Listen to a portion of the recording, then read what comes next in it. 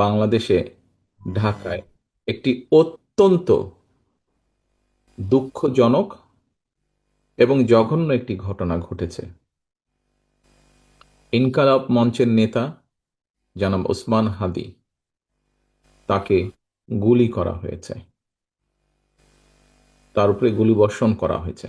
আমরা কিছুদিন আগে দেখেছি চট্টগ্রামে একইভাবে আমাদের আরেক প্রার্থীকে গুলি করা হয়েছিল।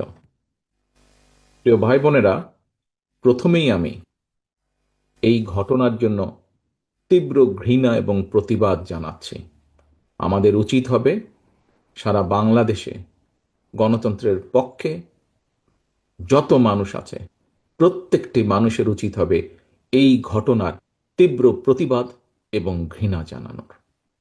আসো, আমাদের আজকের এই অনুষ্ঠান থেকে আমরা এই ঘটনার প্রতি তীব্র ঘৃণা এবং প্রতিবাদ জানাই এবং একই সাথে বিএনপি এবং ছাত্র দলের দায়িত্বশীল একজন কর্মী হিসাবে আমাদের দায়িত্ব হবে প্রশাসনকে, যারা এই ঘটনার সুষ্ঠু তদন্ত করবে, তাদেরকে আমাদের অবস্থান থেকে সহযোগিতা করার কোনো স্কোপ সুযোগ যদি থাকে আমরা আমাদের সর্বোচ্চ সহযোগিতা করব, যাতে করে তারা প্রকৃত যে দোষী ব্যক্তি তাদেরকে খুঁজে বের করে দেশের আইন অনুযায়ী তাদেরকে শাস্তি প্রদান করতে পারে। প্রিয় ভাই বোনেরা, দেশ একটা অত্যন্ত সংকটের ভিতর দিয়ে যাচ্ছে।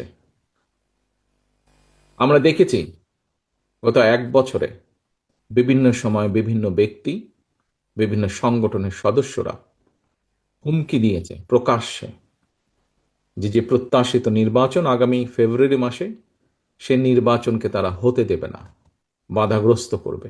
প্রকাশ্যে হুমকি দিয়েছে একটি দল, গোষ্ঠী বা কিছু ব্যক্তি এই দেশকে, দেশের মানুষের শান্তি, স্থিতিশীলতা বিনষ্টের জন্য উঠে পড়ে লেগেছে। এবং এই কারণেই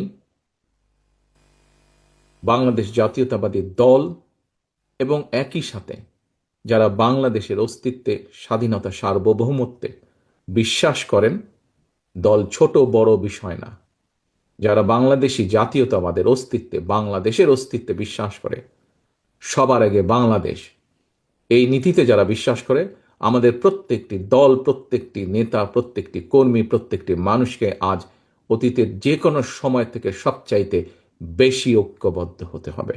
কারণ যারা এই দেশের স্বাধীনতাকে ধ্বংস করতে চায়, এই দেশের সার্বভৌমত্বকে ধ্বংস করে এই দেশের স্থিতিশীলতাকে ধ্বংস করতে চায়, তারা তাদের ষড়যন্ত্র যে শুরু করে দিয়েছে, আজকে ওসমান হাদির ঘটনা দিয়ে তা প্রমাণিত হয়। আমরা বিভ্রান্তি ছড়ানো থেকে প্রত্যেককে বিরত থাকতে হবে। কেউ যাতে কোনো বিভ্রান্তি ছড়ানোর সুযোগ না পায় সেই ব্যাপারে আমাদেরকে সচেতন থাকতে হবে। এবং একই সাথে তদন্তের স্বার্থে যারা তদন্ত করবে, সত্যিকার অপরাধীকে যারা ধরবে, আমাদের অবস্থান থেকে যতটুকু সম্ভব আমরা সর্বোচ্চ সহযোগিতা করব। আজকের অনুষ্ঠানে আমার বক্তব্যের প্রথম অংশ এটি, আমাদেরকে প্রতিবাদ গড়ে তুলতে হবে এবং যে কোনো মূল্যে অন্যায়ের বিরুদ্ধে প্রতিবাদ গড়ে তুলতে হবে, যে কোনো অন্যায়ের বিরুদ্ধে এবং যে কোনো মূল্যে এই দেশের মানুষ যাতে করে তাদের হারানো গণতান্ত্রিক অধিকার ফিরে পেতে পারে, তার জন্য আমাদেরকে সর্বদা সচেষ্ট এবং সতর্ক থাকতে হবে।